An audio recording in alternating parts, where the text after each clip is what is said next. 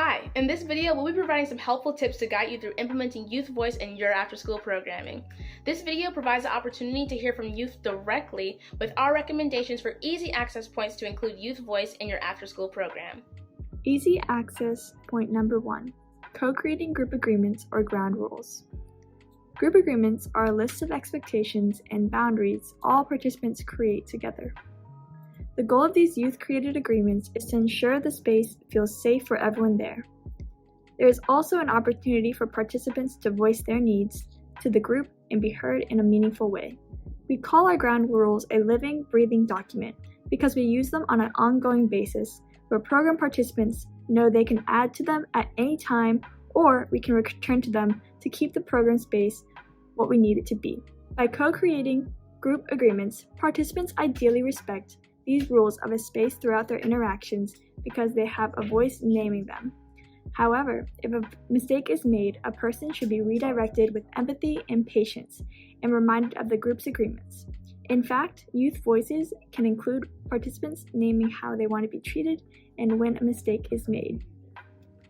Easy access point number 2, demonstrate respect for identities. This tip somewhat falls in line with group agreements. To ensure everyone feels comfortable participating in the after-school program, their identities and backgrounds should be respected. This respect can be demonstrated in many ways, an example being giving the youth the opportunity to incorporate culturally significant things in the program space. Through decorating or celebration is a way to stay culturally relevant and responsive. Some other ways being on name tags, when addressing each other, with visuals on the program space walls and websites, etc. Easy access point number 3, normalizing choice. This tip is a strong recommendation to maximize youth participants' choice during out-of-school time programming. This would include allowing them to opt in and out of group activities and taking their own body breaks when they need to.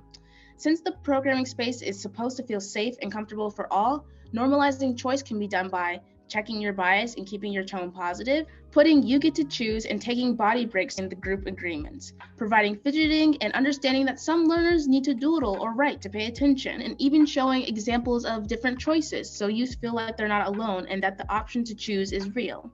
Other examples of creating and normalizing choice could be in the program's community building activities, the music played in the space, or even the choice of snacks for the day. It's hard to feel safe when you feel like you're being forced to participate. Normalizing choice helps us feel like we want to participate. Easy access number 4, opportunities to lead. This tip essentially creates opportunities for young people to choose topics they're interested in and lead group activities or discussions on those topics. You can invite youth participants at all different ages and stages to identify community builders like icebreakers and other games they like, and support them in leading those games. Invite youth to opt in to taking turns to lead different activities, the icebreaker one day, an afternoon energizer another, and to sign up in advance so they can get the support they need to feel prepared. Getting input and practicing in advance with friends or getting constructive feedback from our peers and positive reinforcements from the adult staff helps us feel prepared for our leadership roles. Remember though, it is important to make sure the youth leader feels comfortable and prepared to take on their leadership role. There are many ways to do this, but here are a couple of suggested ways to create a safe space for youth participants to lead. Create a schedule or space that allows young people to sign up for a day and topic or activity to lead.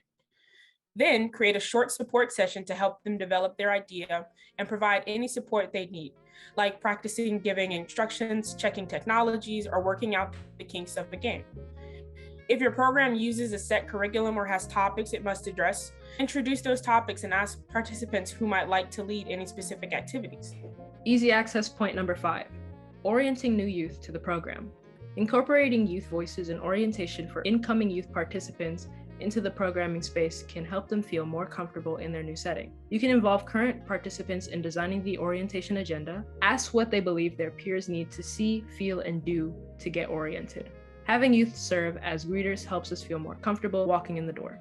Program leaders can let new participants know all questions are welcome without fear of being judged or ostracized. Use humor and ask silly questions to help people feel more comfortable asking questions themselves. Peers can be available after official orientation too for follow-up questions or just connecting one-on-one, using things like GroupMe or another app where youth can connect with each other. This also gives the opportunity to develop stronger peer relationships and develop their own ownership over the shared space.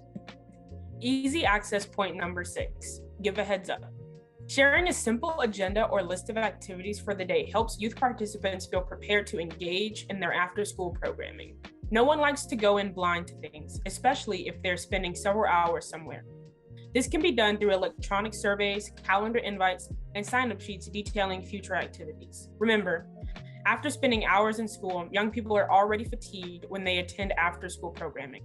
So, giving a heads up ensures that young participants feel their time is valued.